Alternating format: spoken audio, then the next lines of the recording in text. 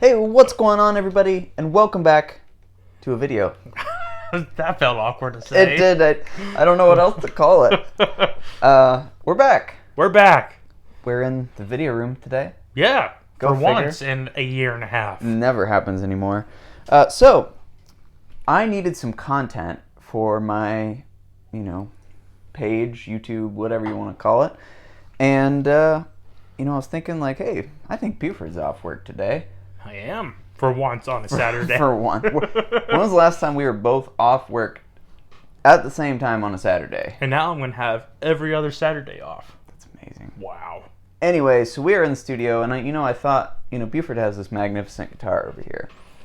Buford, what is that, first of all? This is my 1978 Gibson RD Artist. Yes. So, this guitar, every time that I've featured it, gets a lot of attention for whatever reason. People love these things. It's quite enormous. It's a very large guitar, as you can tell. It's taking up half the shot. Absolutely. And I get a lot of questions about the RD. Every time I post it, because I did a Guitar of the Week, and we've done some other stuff with it, and everybody's like, what's that? What does that sound like? What kind of guitar is that? So we're going to do an episode about the Gibson RD. Yes, we are. And we're going to wing it, because I don't know what I'm doing. We're just going to do it. All right, so things to know about this RD Artist Yes. is A, this originally had a Moog circuit board, Yes. but when I bought the guitar, unknowingly, the circuit board was busted and it didn't work, which is a very common thing of the 70s for that to happen. They kind of suck anyways. Yeah. So They're we not have a very good. pair of Brandon wound pickups. We have a slightly overwound T-top in the bridge, and just like a Alnico 4 PAF in the neck. Yep. Just a standard wiring harness, just your typical Les Paul sort of stuff. Yeah. The body and the neck and the headstock are all maple. Which is very interesting. It's unusual. Yes, it is a set neck. It's not a neck through. Ebony fretboard. Yep. And the super weird kicker about this, and this is for 77 to 79, early 79. Yep. This is a 25.5-inch scale. This is a Fender scale. Which is on a why, Gibson. Isn't that why it's called the RD, Research and Development? Research and Development. Yeah. Very interesting. So Gibson, they've made RDs past this, like modern ones, but they've never been the right scale length. Yes, they have been. These lasted till 80.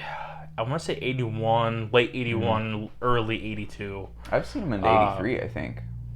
Really? Yeah, for like the curly maple top ones. Oh, the super custom ones. Yeah. They didn't last very long.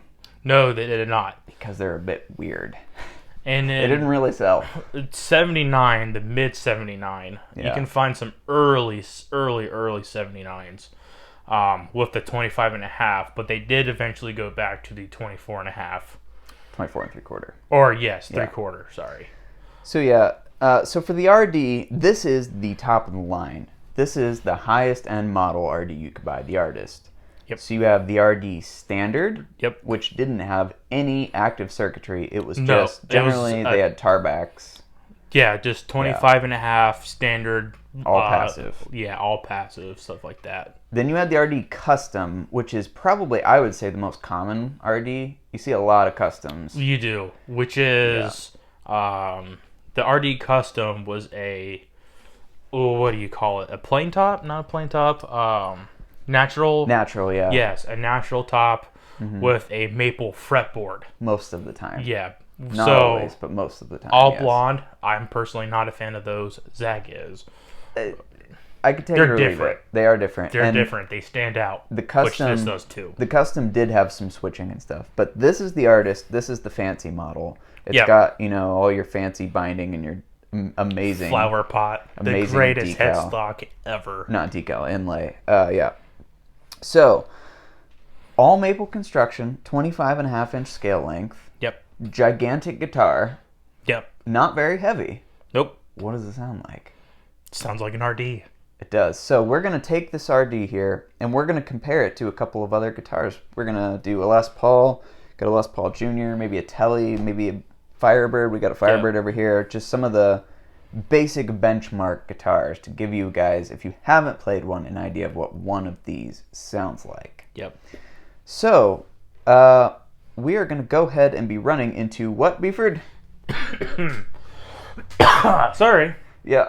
This is my orange TH30, and we are running it into the Marshall straight cab behind us. Yep, which is a late 1970s 1982B. It's an awesome cab. So, we're going to... Well, also, just so you guys know, we do have a yes. TC Electronics Hall of Fame going on, just for some slight reverb, not a ton. We do have an Archer for a little overtony stuff, little overdrive, and then that's it. And then I also have my foot switch down there. But yep. So we are going to go ahead and cut this real quick, and then we are going to start off with the basic comparison of a Gibson RD versus a Gibson Les Paul. Yep. So we will see that in a minute. All right, guys, so we are back. We have the TH30 and the RD here. We are going to start off with a clean sound. Yes, we are. And we're going to, our first baseline comparison, because everybody knows what a Les Paul sounds like. So we're going to compare it to a Les Paul. This is my 1958 reissue custom shop. Nice guitar. Yep. And it's a good benchmark. Yeah. So, but we're going to start off with the RD, and we're going to start off with a clean sound. All right, so we're going to turn that on. And this is the clean channel into the TH30.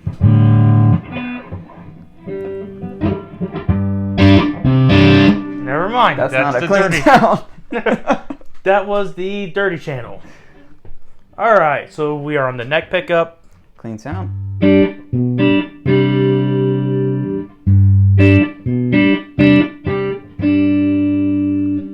Middle. Got to turn the other pickup on.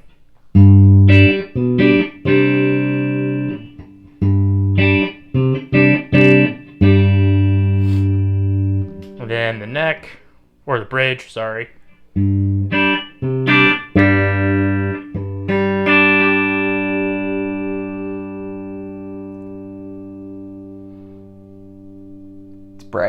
Bright, resonaty. Yeah, it's twangy almost. A little bit. Interesting. That's that Fender scale sticking out. Yeah. So we're using today the best cable ever made by Divine Noise. It's quiet when you put it in the thingy. Put it in the thingy. That's what she said. All right, pick. Oh, yep. Were you using a pick? Oh, you weren't. I was just finger picking. I will do that as well then. Okay. So here's a Les Paul. I will do the same, and I will go through the things here.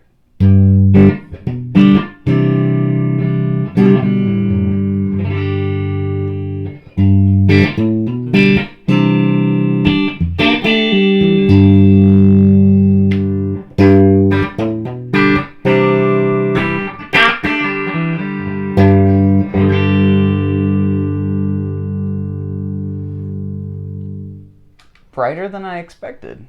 It's a good sound. It is another really good sound. But it's a little bit different. They're tonally different. They're going to be, obviously. Oh, yeah, absolutely. We're just trying to give you guys a bit of a benchmark here. So the pickups in this guitar are actually vintage Gibson patent numbers from the early 1960s. So... Oh, those are actual patent numbers. Yeah, these are original ones. Oh. So we have the same magnet in the bridge, but this is less output than that. And then the neck is similar, but an Alnico 5 instead of a 4. Yep. Yeah, so this is actually a little bit brighter than I was expecting. Who'd have thunk? Yeah. That's Drive. why we're doing this. Gain. Okay. We'll start, since you have the strap or the cable. Oh, we'll go ahead and just give you the pick. So we're on a drive, no pedals, right? Just drive. No pedals, just the overdrive channel. And then I don't know, we'll play whatever. This is not scientific, guys. We're just kind of doing whatever we're just here. chugga-chugging. Yep.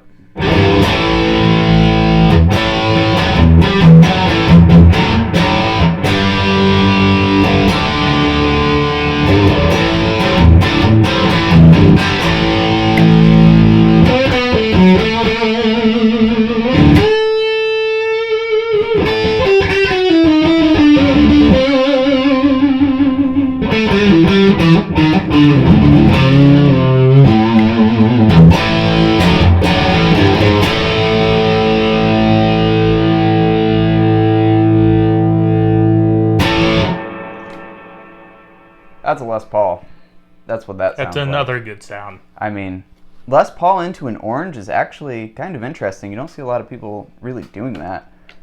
Oddly enough. Yep. Cable.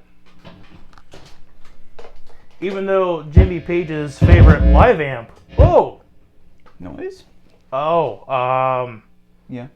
that's a problem. Okay, we're gonna pause this for a minute. We're gonna go fix this. The nut came off of his input jack there. Yeah, that's why that made noise. That's no bueno. Did the nut fail? Yeah, the nut is on the cable. Look. Oh, I meant the washer. Did I not have a washer on there? Oh, it fell down. Okay, we'll be back. Okay, we'll be back in a minute. Shit. We're back. Okay, guitar fixed. Guitar fixed. The nut fell off. That happens sometimes if you're not careful.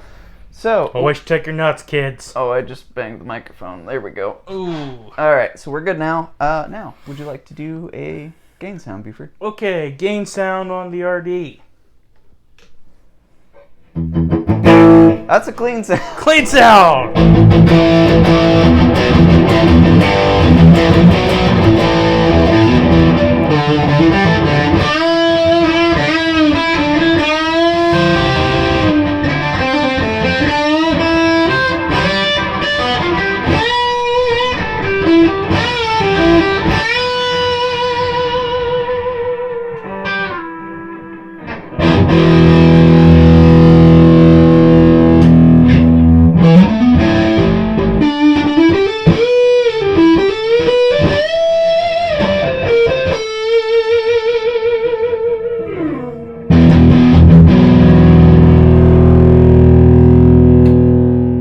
Okay. That's a distortion sound. So I would say they're actually a little bit more similar than I thought they were going to be. Just a hair. Yeah, I mean, how would you even explain that? The Les Paul has a little bit more bass, I would say. Yeah, I would definitely say What you would expect. the RD is a bit more like the mid-high focused. This, I think, if you were in like a doom band, which you typically would be with one of these, it's gonna cut through that sludgy sound. That's gonna cut better, I would say. Now, if you're doing straight up rock and roll, you'd maybe want to add a little bit of bass EQ to that. Could. Don't know. So this will be your most common comparison. Everybody's like, well, what does an RD sound like? To a Les Paul. There you go. There it is. We did it. So let's go to now a guitar that was kind of inspiration for the RD, I would say. It was, yeah. It was an inspiration, I would say, between a Les Paul and that guitar right there, the Firebird. That's your most common associations with these. So let's go see what a Firebird sounds like. All right, we are back, and I have a Firebird. My Firebird. It's his Firebird. Yep. This is a 2006? No, four or five. I can't remember. Oh, you can't read it. It's invisible. Okay. It's a 2000 and something Firebird. Yeah. It's cream. It used to be white at one point. It's kind of awesome. This guitar is stock. Yes. We haven't done anything to it yet. We will at some point. But for now, it's stock. Mini humbuckers. You know, that sort of stuff.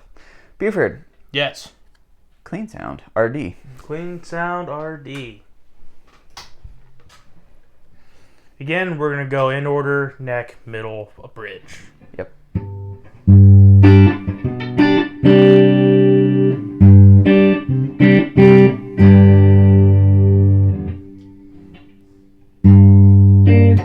Oh, wrong hands.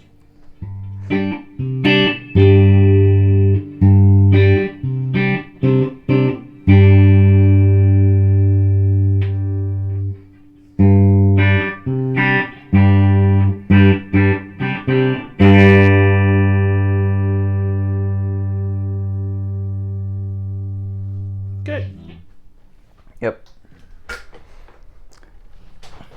Okay, so Firebird, we have mini humbuckers instead of regular humbuckers, but the body shape and thickness is similar.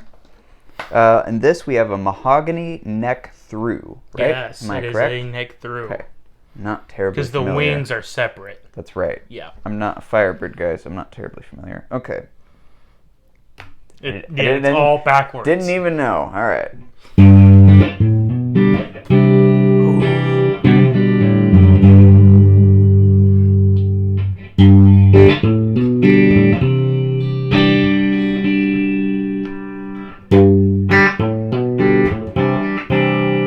That's the twang. Yep.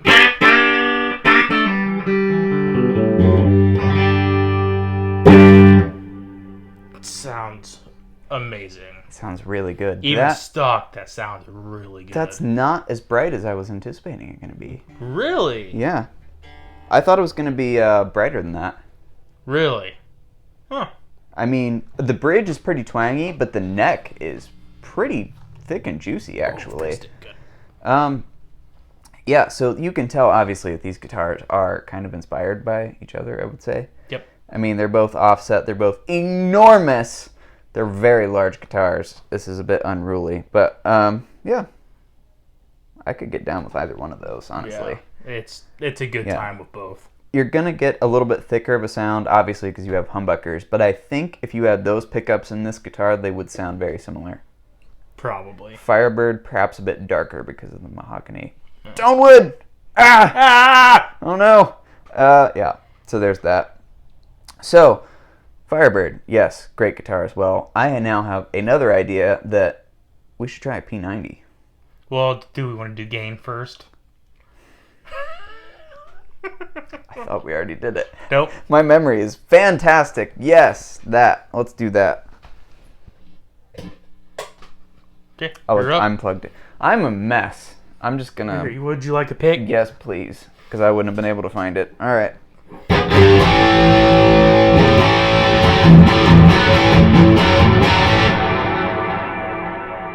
That is a lot of reverb. Would you like to turn the reverb down a bit, Buford? And would you like to hold that for a second? Oh, can do. Oh, God. Here we go. I can split it. Level is what you want. Level, okay. Okay, got it. A little more. Good. Okay, so... Oh, God, how did I have this? Patch cable, metal to patch cable, metal. Yeah, but it needed specific ones, right? Yes. It needed... Oh, this is gonna be a giant, hilarious blooper. That's in the way. Oh, there we go. Okay. We have a grounding Fixed. issue that I haven't been able to fix yet. Because I need a pedal to fix it. Okay. I'm going to start that over now. So, gain sound with Firebird.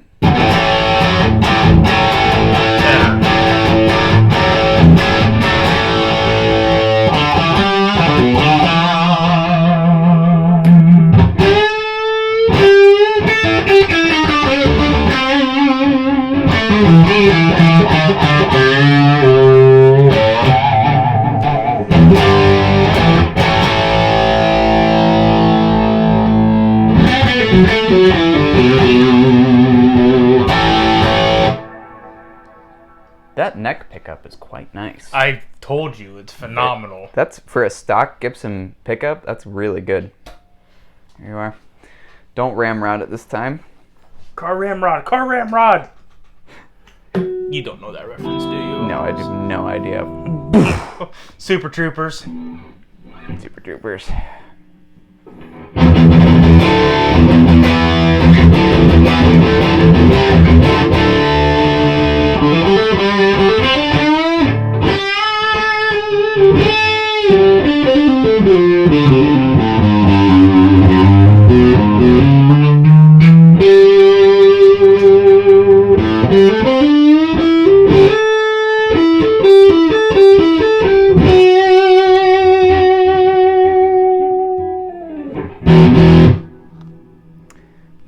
So I have an observation there. What's that? The neck pickup of that, or maybe it was both, I couldn't tell, sounds kind of similar to the neck pickup on this.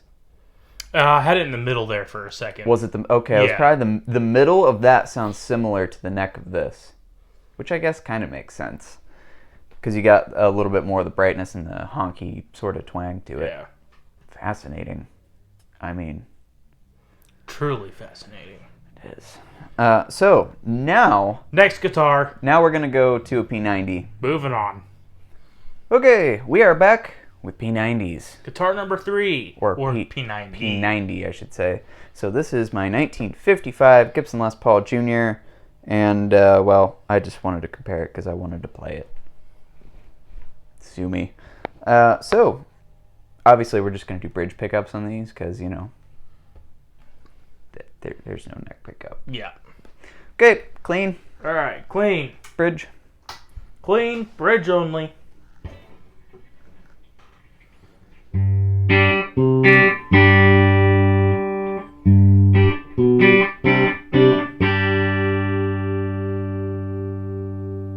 Okay. Okay. I suspect these will be similar. Yeah, we'll see. Okay.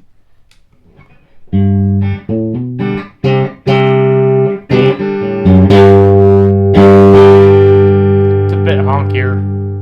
Honkier, a little brighter. Similar. Gain. Gain. Pick. Okay. Pick. Pick. Gain. Gain.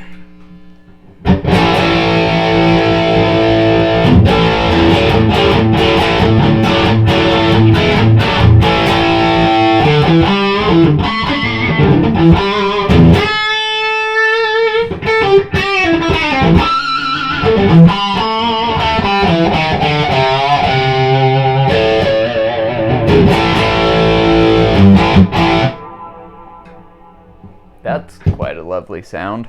Pretty good. I don't think I've ever played this through the orange before, actually. Should do it more often. I should. Pick. Pick. Just. Do we want to get one off the head? Make it easier? Nope. I have. Oh, it's been. Come on now. That'll do. That'll do, donkey.